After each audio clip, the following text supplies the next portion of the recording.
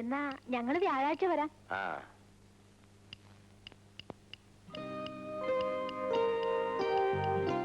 അച്ഛാ,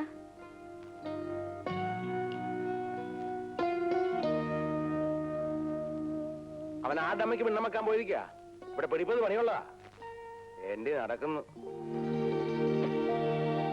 കേട്ടിരിക്കാൻ വേണ്ടി പറഞ്ഞല്ല, അവിടാന്ന് പോയി നോക്കാൻ.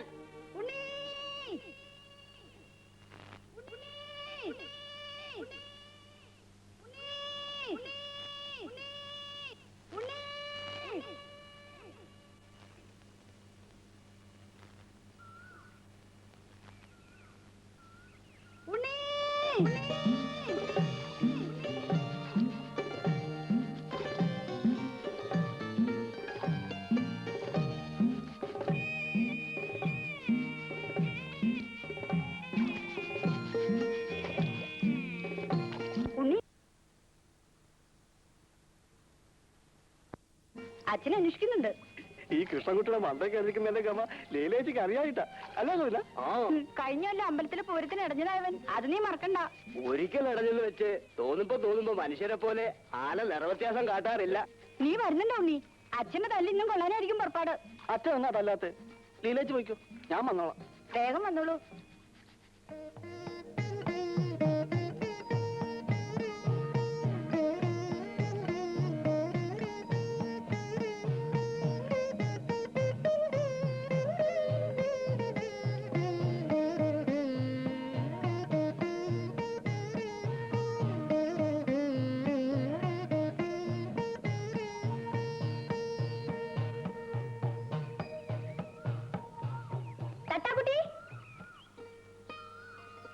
തട്ടാക്കുട്ടി ഇത് എവിടെ പോയിട്ട് വരുന്നു? നന്നായിട്ട് പുഴയിലൊന്ന് മുങ്ങി കുളിച്ചു.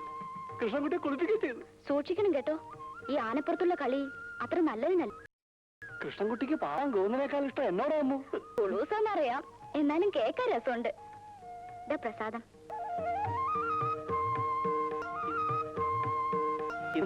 വിഷുണ്ടായമ്പലത്തിൽ പാടുള്ളൂ.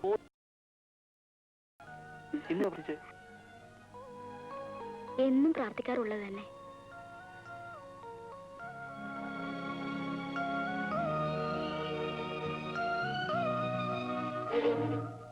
ദേ, അച്ചുതട്ടാൽ വരുന്നുണ്ട്.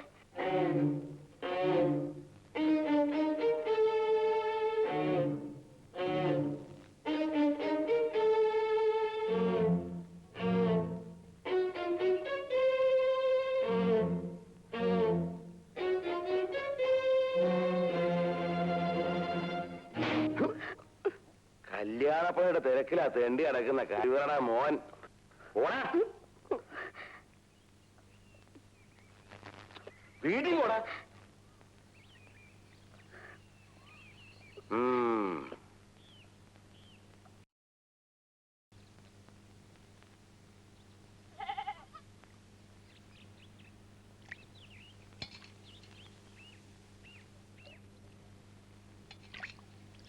എന്തിനാ ചേച്ചി പാടില്ലെങ്കിൽ ഇതൊക്കെ ചെയ്യാൻ പോകുന്നത്? ഡോക്ടർ എന്താണ് പറഞ്ഞിരിക്കുന്നത്? എത്ര ദിവസം എത്തമ്മോ ഒന്നും ചെയ്യാൻ എടുക്കാതിരിക്കാൻ പറ്റുക? ഓപ്പറേഷൻ കഴിഞ്ഞിരിക്കാന്ന കാര്യം മറന്നാ ചേച്ചി ഓരോന്നും ചെയ്യുന്നത്. ആ ചേട്ടന് ചായ കൊണ്ടുപോണ്ടേ? ആ, നിന്നെ കാണാതായപ്പോ അങ്ങേതിലെ മണിക്കൂട്ടിന്റെ കൊടുത്തയച്ചു. ഇനി അത് വൈകിയെന്ന് പറഞ്ഞ് അങ്ങേര് കിടന്ന് ബഹളം വെക്കണ്ട. അല്ല, നീ എന്താ വൈകിയേ? വരുന്ന വഴിക്ക് തട്ടാക്കുട്ടിയെ കണ്ടു. ആനയുടെ പുറകെ നടക്കുന്നുണ്ടാവൂല്ലേ? ആ, ആനയെ കുറിച്ചുള്ള പുളൂസും കേട്ട് നടന്നു വരുമ്പോഴാ അയാളെ കണ്ടത്. ആരെ? അച്ചുതട്ടാരെ? ഇങ്ങനെ ഒരു മനുഷ്യനുണ്ടോ? എന്ത് ഉപദ്രവം അയാൾ ചെയ്യുന്നേ? എവിടെ നിന്നൊന്നും അയാൾക്ക് ഒരു നോട്ടില്ല. പണി ചെയ്യാൻ ആളെ കിട്ടിയെന്നും പറഞ്ഞ് എന്റെ മുമ്പിൽ വെച്ച തട്ടാക്കുട്ടിയെ തല്ലിയത് ഞാനങ്ങ് പേടിച്ചു പോയി. അല്ലേ ചേച്ചി, തട്ടാക്കുട്ടി അയാളുടെ മോൻ തന്നെയെന്നാ എനിക്കിപ്പോ സംശയം. സ്വന്തം മോൻ തന്നെയാ. അയാളുടെ സ്വഭാവം അതാ, ഒരു മുരടൻ. ആ, നീ ചെന്നാ തേങ്ങ ചണ്ടി വയ്ക്കേ. ആ ചെല്ലേ മോളെ. വാ, മതി കളിച്ചത്. നേരം മങ്ങിയ നേരത്തെക്കര മാനത്തെത്തുവതാരോ, മാനത്തെത്തുവതാരോ.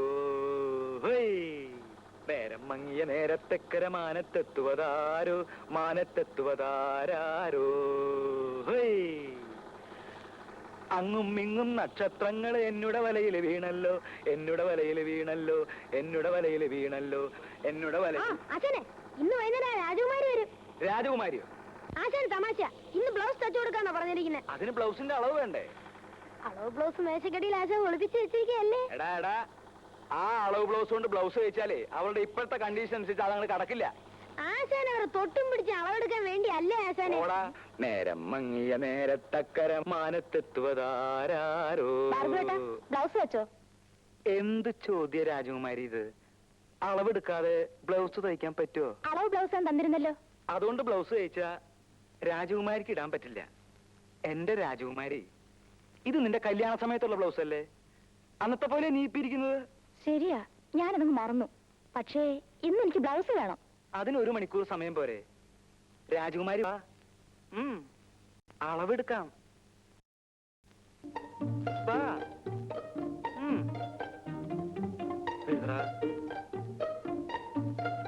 ഒന്നും കൂടെ തിരിഞ്ഞ്. ഇനിയേ ആ കൈ ഒന്ന് പൊക്ക്.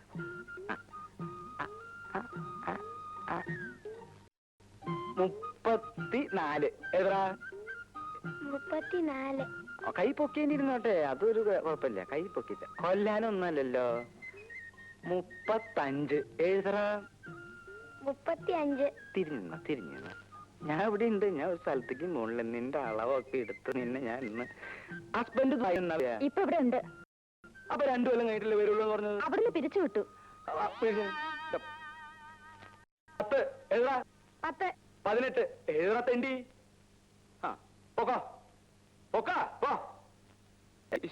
എന്തൊക്കെ ആശാന്?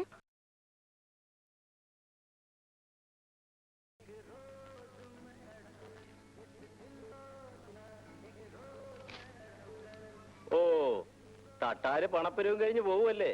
മടി നിറച്ച് പണമായിരിക്കും. കാണാൻ കൊള്ളാവുന്ന പെമ്പിള്ളേരുള്ള വീട്ടില് തട്ടാരണം പലിശക്ക് കൊടുക്കത്തുള്ളൂ. അത് ലോകം പറഞ്ഞ കാര്യമല്ലേ? തട്ടാര് പണം പലിശ കൊടുക്കുന്ന വീട്ടിലെ പെമ്പിള്ളേരെ കെട്ടാൻ ഈ നാട്ടിലെ ഏതെങ്കിലും ചെറുപ്പക്കാർ തയ്യാറുണ്ടോ? കഴിച്ചിട്ടും വലിയ കാര്യമൊന്നുമില്ല.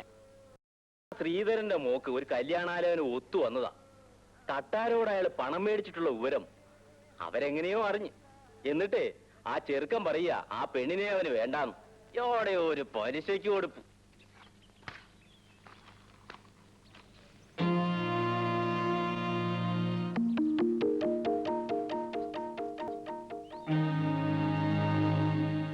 ഇവിടെ ഇല്ലേ? നീ എന്തായാലും മനുഷ്യരെ കാണാതെ ഓടി അകത്ത് കയറിയത്? അച്ഛൻ ഇവിടെ ഇല്ല. ആ, തിരിച്ചു തരണ്ടെന്ന് വിചാരിച്ചോ അപ്പം പലിശയ്ക്ക് പോയത്? അതാ നിന്റെ ആങ്ങൾക്ക് ജോലി കിട്ടിയോ? അച്ചുത്തട്ടായുടെ കൈ കൊണ്ട് ആർക്ക് പണം കൊടുത്താലും മോശം വരില്ല. നീ അച്ഛനോട് പറഞ്ഞേരെ പണം തരാമെന്ന് പറഞ്ഞ തീയതിയൊക്കെ കഴിഞ്ഞെന്ന്. അച്ഛൻ ഒരിടത്ത് നിന്ന് പണം ചോദിച്ചിട്ടുണ്ട്. ഇത് കിട്ടിയാൽ ഉടനെ അച്ഛത്തട്ടാരെ പണം കൊണ്ട് തരാം. പണം കിട്ടിയാലല്ലേ? ആ, നീ പറഞ്ഞുകൊണ്ട് ഞാൻ കുറച്ചു ദിവസം കൂടെ ക്ഷമിക്കാം. നീ എന്തായാലും മറയത്ത് തന്നെ നിൽക്കുന്നേ? ഇങ്ങോട്ട് ഇറങ്ങി വാ, ഞാനൊന്ന് കാണട്ടെ. ഒന്നിറങ്ങി വാടി പെണ്ണേ. നീ അങ്ങ് വളർന്നു പോയല്ലോടി പെണ്ണേ. പെണ്ണുങ്ങളായ ഇങ്ങനെ വേണം. നിനക്ക് സ്വന്തം ആവശ്യത്തിന് വല്ല പണമോ പൊന്നോ പൊടിയോ വല്ലതും വേണം, വീട്ടിലേക്ക് വന്നാ മതി കേട്ടോ. ആരാ മോളെ?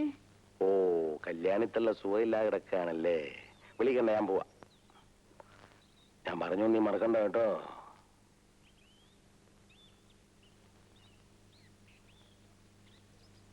ശാന്തേ, ശാന്തേ, ശാന്തമ്മേ. എന്താ? ഞാനൊന്ന് പുറത്തിറങ്ങിട്ട് വരാം. കള്ള് ഷാപ്പിലേക്കല്ലേ? രാവിലെ മുതലിരുന്ന് തയ്ക്കുന്നതേ. അപ്പോ വൈകുന്നേരം കുളിയൊക്കെ കഴിഞ്ഞ് ഒരു കള്ള് കുടിക്കുന്നതിൽ ഒരു തെറ്റുമില്ല. കുടിച്ചിരിക്കണം, അതാ അതിന്റെ ശരി. 4-5 വർഷം കഴിഞ്ഞില്ലേ നീ എന്റെ ഭാര്യയായിട്ട്? എന്നിട്ട് നിനക്ക് ഇതിനെ പറ്റി ഒരു വിവരമില്ലല്ലോ. മതി മതി, ഈ വിവരം ഒക്കെ മതി. ചെന്നാട്ടെ. അങ്ങനെ പറ. അമ്മൂട്ടിയെ, വരട്ടെ.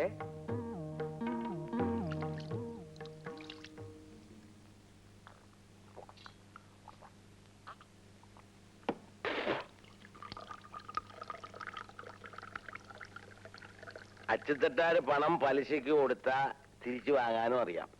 പണം കിട്ടിയില്ലേ മോലാക്കിയിരിക്കും. എന്നിട്ട് പത്രോസ് പണം തന്ന 3000 ഒളിവായിക്ക് അവൻ എന്നെ 30,000 തവണ നടത്തി. അപ്പോ പത്രോസിന് കൊടുത്ത പണം ഗോപി അല്ലേ? രൂപ കിട്ടിയില്ലെങ്കിൽ എന്താ, അതിനുള്ള ഉരുപ്പടി മോലാക്കി. പത്രോസ് പെങ്ങളെ കെട്ടിക്കാൻ വെച്ചിരുന്ന പൊന്നെടുത്തോണ്ട് പോന്നായിരിക്കും അല്ലേ? പിന്നെ എങ്ങനെ മുതലാക്കി? എടാ, ഈ ലോകത്ത് ഏറ്റവും വില കൂടിയ 2 സാധനങ്ങളേ ഉള്ളൂ. ഏതൊക്കെയെന്ന് അറിയാവോ? എന്താ? പൊന്നും പെണ്ണും. പൊന്നെന്ന് പറഞ്ഞാ പണം. ആ. പണം എന്റെ പോയി. പിന്നെ പെണ്ണ്, അത് ഞാൻ മുതലാക്കി. എങ്ങനെ? ലോകത്ത് ഒരു കുഞ്ഞു പോലും അറിയാതെ പത്രോസിന്റെ ഭാര്യ റോസക്കുട്ടിയെ ഞാൻ... അയ്യോ, അതാടാ അച്ചുതട്ടാര്. മനസ്സിലായോ? ഭഗവതി, അച്ചുതട്ടാറ് ഞാൻ സമ്മതിച്ചിരിക്കുന്നു. അപ്പോഴേ ഭാർഗവ, തയ്യക്കട തുടങ്ങാൻ ജാമ്യമില്ലാതെയാ ഞാൻ നിനക്ക് 5000 രൂപ തന്നിട്ടുള്ളത്. പലിശ തന്നെ ഇത് 3ാമത്തെ മുടക്കമാ. ഇത് ഇങ്ങനെ പോയാൽ... അയ്യോ, ഞാൻ ആവുന്നത് വേഗം തിരിച്ചു തരാം അച്ചുതട്ടാരെ. ആ ഓർമ്മ വേണം. ഞാൻ വരട്ടെ. ഉം, ഉം.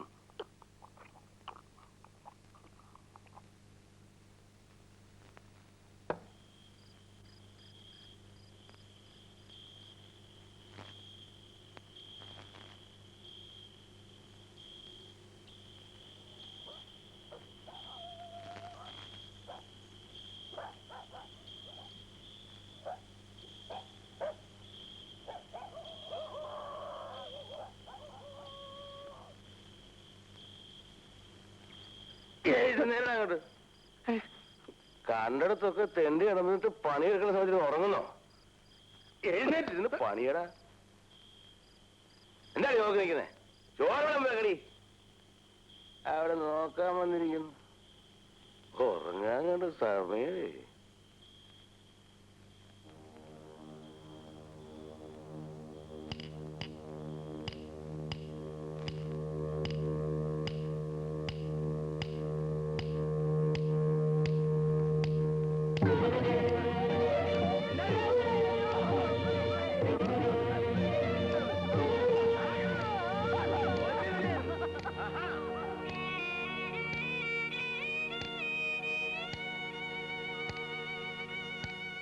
ഇവിടെ വച്ചേക്ക്. ശാന്തമ്മേ, നീ ഇങ്ങനെ കുനിഞ്ഞിന്ന് പണിയെടുക്കരുതെന്ന് ഡോക്ടർ പറഞ്ഞിട്ടില്ലേ? യൂട്രസ് മാറ്റിയതാ. നടുവിളക്കരുത്. അതൊക്കെ നോക്കിയാ ചേട്ടന്റെയും മോളുടെയും കാര്യം ആരാ നോക്കുക? എന്തെങ്കിലുമൊക്കെ ഇവളും ചെയ്യില്ലേ? കൊച്ചു കുട്ടിയൊന്നും അല്ലല്ലോ, 10-17 വയസ്സായില്ലേ? അമ്മു, നീ ഇതൊന്ന് വിളമ്പേ. അമ്മു, നീ ഇങ്ങട് വാ. വാ, ഇതൊക്കെ ഒന്ന് വിളമ്പേ.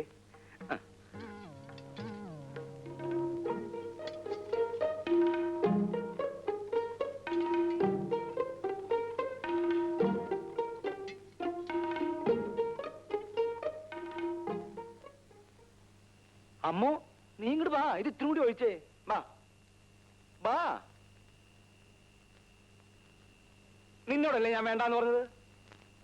എനിക്കിപ്പോ ഒരു അസുഖവും ഇല്ല ചേട്ടാ. എന്നൊക്കെ ഇപ്പൊ പറയും. നടു അനങ്ങിയാലുണ്ടല്ലോ വേദന കൂടും. പറഞ്ഞില്ലാന്ന് വേണ്ട, ഒന്ന് പറഞ്ഞു കൊടുക്ക എന്റെ അമ്മൂട്ടിയെ.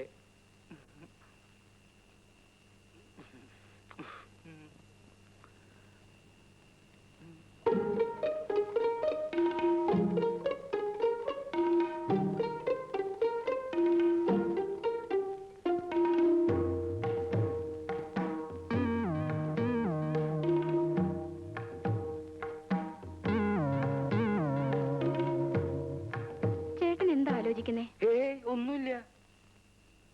എനിക്കറിയാം, ഇനി എനിക്ക് പ്രസവിക്കാനാവൂലല്ലോ എന്ന് ഓർത്തിട്ടല്ലേ. ഭാർഗവേട്ടന് ആൺകുട്ടിയോടാണ് ഇഷ്ടം. പക്ഷെ ഇനിയിപ്പൊ അതൊന്നും പറഞ്ഞിട്ട് കാര്യമില്ലല്ലോ. യൂട്രസ് എടുത്ത് പുല്ല് പോലെ കളഞ്ഞില്ലേ ഡോക്ടർ? അതിന്റെ വില എന്താന്ന് ഡോക്ടർക്ക് അറിയോ? അമ്മൂന് 1-2 ആലോചനയായിട്ട് ആ ബ്രോക്കർ നാരായണേട്ടൻ വന്നിരുന്നു. നാരായണ ചേട്ടനും നാരായണ ചേച്ചി വന്നിട്ട് എന്താ കാര്യം? കയ്യില് തുട്ടുണ്ടാ? കട തുടങ്ങാനേ 5000 രൂപയാ അച്ചുതട്ടാരോട് വാങ്ങിയിട്ടുള്ളത്. അതിന്റെ പലിശ പോലും 3 മുടക്കാ. അയാള് പണം കിട്ടാത്തടന്ന് പണം മുതലാക്കണ കാര്യം കേട്ടിട്ടേ എനിക്ക് പേടിയാവണു ഈശ്വര. അവളുടെ കാര്യം നോക്കാൻ നമ്മളല്ലാതെ പിന്നെ ആരാ ഉള്ളത്? അവൾക്ക് ഞാനില്ലേ? അവളുടെ കാര്യം ഞാൻ ആലോചിക്കാകില്ല. വരട്ടെ.